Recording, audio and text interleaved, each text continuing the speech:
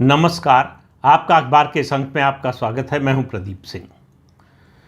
झूठ के आधार पर या झूठे तथ्यों के आधार पर कोई नैरेटिव खड़ा करना, कोई विमर्श खड़ा करना, कोई आंदोलन या अभियान चलाने की बात करना, इसके लिए थोड़ी नहीं ढेर सारी बेशर्मी की ज़रूरत होती है। जब आपको सामने साफ साफ दिखाई दे रहा हो कि आप जो कह रहे हैं और जो तथ्य है, जो सच्चाई है, उसमें ज़मीन आसमान का फ़र्क है। मैं बात कर रहा हूँ महाराष्ट्र में 5 जुलाई को एक मोर्चा निकलने वाला है भाषा के मुद्दे पर कि हिंदी को थोपा जा रहा है, मराठी को जो है वो दबाया जा रहा है। अब ये मुद्दा किस बात से निकला? जो नई एजुकेशन पॉलिसी है उसमें 3 लैंग्वेज फार्मूला का प्रावधान है, जिसमें बहुत स्पष्ट रूप से लिखा गया है कि पहली भाषा उस प्रदेश की मातृभाषा होगी, यानी बच्चों को पहली क्लास से 5वीं क्लास तक और संभव हो तो 8वीं क्लास तक उसी भाषा में पढ़ाया जाए जो उनकी मातृभाषा है। और उस भाषा के अलावा, अब महाराष्ट्र की बात कर रहे हैं तो पहली भाषा मराठी हुई, मराठी में पढ़ाया जाएगा। दूसरी भाषा अंग्रेज़ी और तीसरी भाषा वैकल्पिक होगी, जिसमें आप कोई भी भारतीय भाषा ले सकते हैं। उसमें से एक हिंदी का भी ऑप्शन है। हिंदी कंपलसरी है, ये कहीं न्यू एजुकेशन पॉलिसी में या 3 लैंग्वेज फार्मूला में नहीं कहा गया है। लेकिन अगर ये सच्चाई स्वीकार कर लें तो फिर आंदोलन कैसे करें, मुद्दा कैसे बनाएं? तो मुद्दा बनाया गया कि हिंदी को थोपा जा रहा है, लेकिन हिंदी को कैसे थोपा जा रहा है ये बताने के लिए उनके पास कुछ है नहीं। तो ये आंदोलन कौन करने जा रहे हैं, ये मोर्चा कौन निकालने जा रहे हैं? मेले में बिछड़े हुए 2 भाई, उद्धव ठाकरे और राज ठाकरे। 2006 में शिवसेना से निकल गए थे राज ठाकरे। तब से उनकी राजनीतिक लड़ाई उद्धव ठाकरे से है और उद्धव ठाकरे ने राज ठाकरे को कभी जो है महत्व नहीं दिया, कभी भाव नहीं दिया।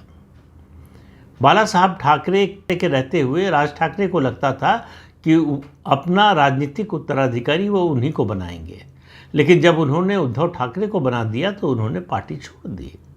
उनको ये मुगालता था, गलतफहमी थी कि वो निकलेंगे शिवसेना से तो शिवसेना टूट जाएगी।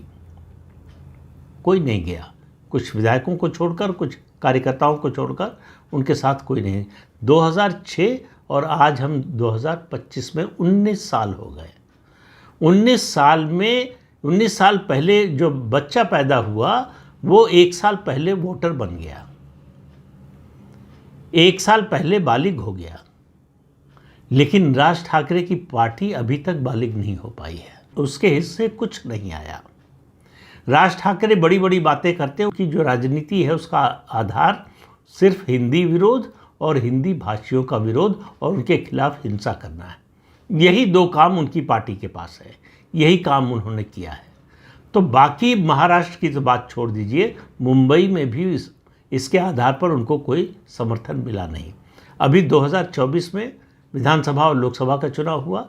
विधानसभा चुनाव में उन्होंने अपने बेटे को चुनाव मैदान में उतारा, उसको भी नहीं जिता पाए।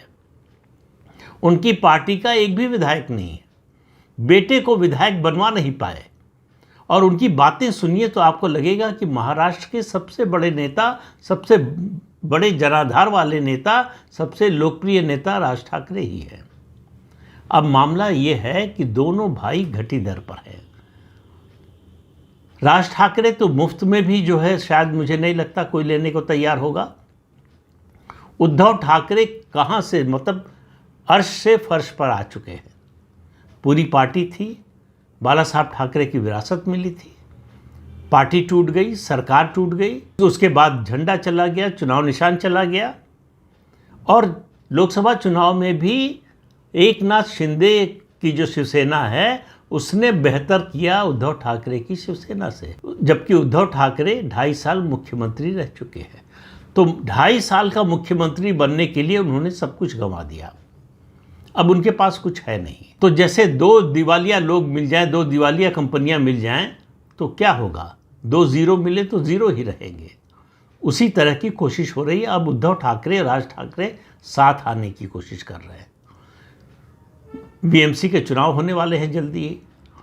शिवसेना और ख़ास तौर से उद्धव ठाकरे की बात करें तो उनकी पूरी पार्टी की रोजी रोटी और उनकी पार्टी का पूरा अर्थतंत्र निर्भर है बीएमसी पर। बीएमसी का चुनाव हारने का मतलब होगा कि उनकी पार्टी का सर्वाइवल मुश्किल हो जाएगा। और राज ठाकरे को लगता है कि अब अगर मिलकर कोशिश करें तो शायद उनकी पार्टी अपने पैर पर खड़े होने लायक हो जाए, चाहे एक पैर पर ही खड़ी हो जाए।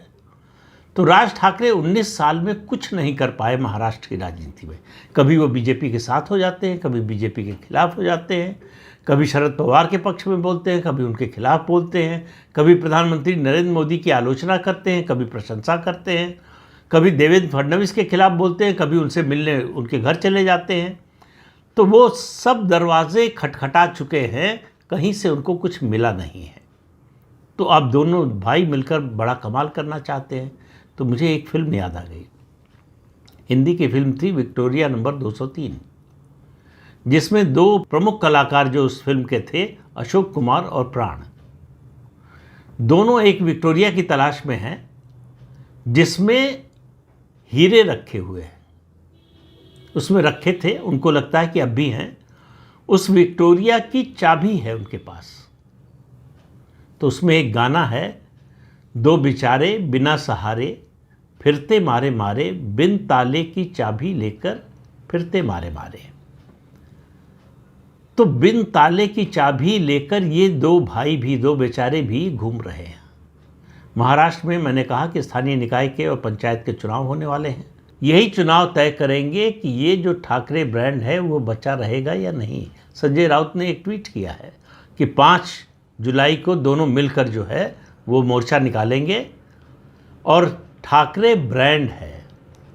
शायद संजय राउत को पता नहीं है कि ये जो ब्रांड की भाषा वो बोल रहे हैं, दुनिया ने देखा है बड़े बड़े बड़े नामी और बड़े प्रभावशाली ब्रांड्स को हवा में उड़ते हुए, ख़त्म होते हुए।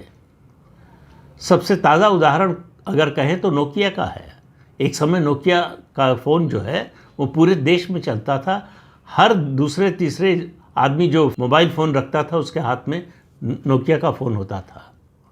नोकिया का फ़ोन होता है, ये बहुत से लोगों जो मोबाइल का इस्तेमाल करने वाले हैं उनमें से ज़्यादातर लोगों को मालूम नहीं होगा।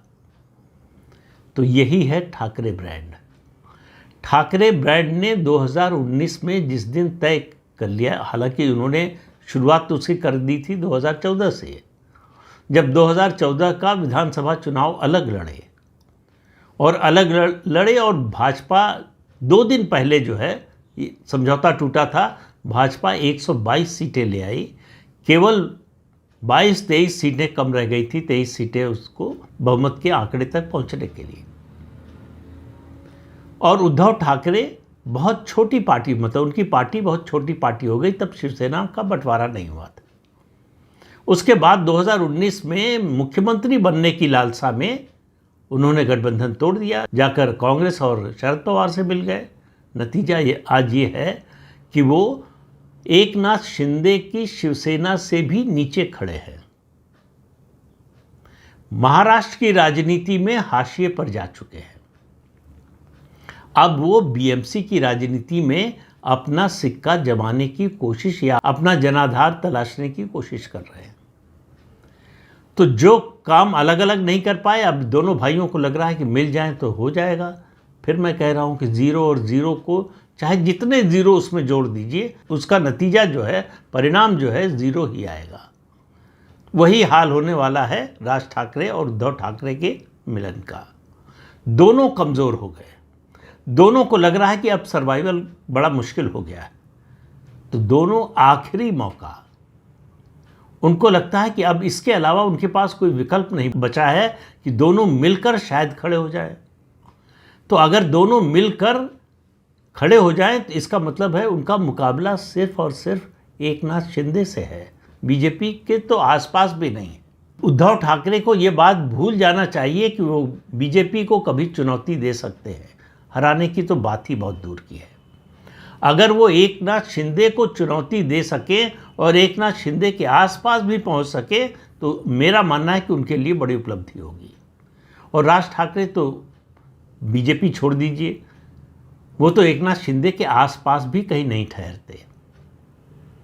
तो ये जो भाइयों के मिलन की कोशिश हो रही है, एक नैरेटिव बनाने की कोशिश हो रही है, और वो कोशिश भी एक झूठे मुद्दे के आधार पर हो रही है, एक झूठ के साथ हो रही है। मराठी अस्मिता का सवाल है, मराठी भाषा को बचाने का सवाल है, हिंदी को थोपने से रोकने का सवाल है। ये सब नाटक है। इनको न मराठियों से कोई लेना देना है, न मराठी भाषा से कोई लेना देना है। उद्धव ठाकरे से पूछा जाना चाहिए कि 2.5 साल मुख्यमंत्री थे तो क्या किया मराठियों के लिए। उद्धव ठाकरे से ये भी पूछना चाहिए कि जब वो मुख्यमंत्री थे तब भाषा फॉर्मूला का महाराष्ट्र का जो कमीशन बना था उसकी रिपोर्ट आई थी, उसको उन्होंने एक्सेप्ट कर लिया था। उसमें वही बात थी जो न्यू एजुकेशन पॉलिसी में उसके 3 लैंग्वेज फार्मूला में है। तो उस समय मंजूर था, अब क्यों नहीं है? तो दरअसल समस्या केवल ये नहीं कि जनाधार चला गया, समस्या ये नहीं है कि सत्ता चली गई, समस्या सिर्फ इतनी नहीं है कि लोकप्रियता चली गई, समस्या ये है कि मुद्दा भी नहीं है। कोई एक मुद्दा जो पूरे महाराष्ट्र में असर डाल सकता हो, जिसके आधार पर वो अपनी राजनीति को आगे बढ़ा सकते हो, दोनों भाई मिलकर भी एक ऐसा मुद्दा नहीं खोज पाए हैं जो भाजपा को चुनौती देने की कोशिश भी कर सके। अब तो वो इस लड़ाई में बहुत नीचे चले गए।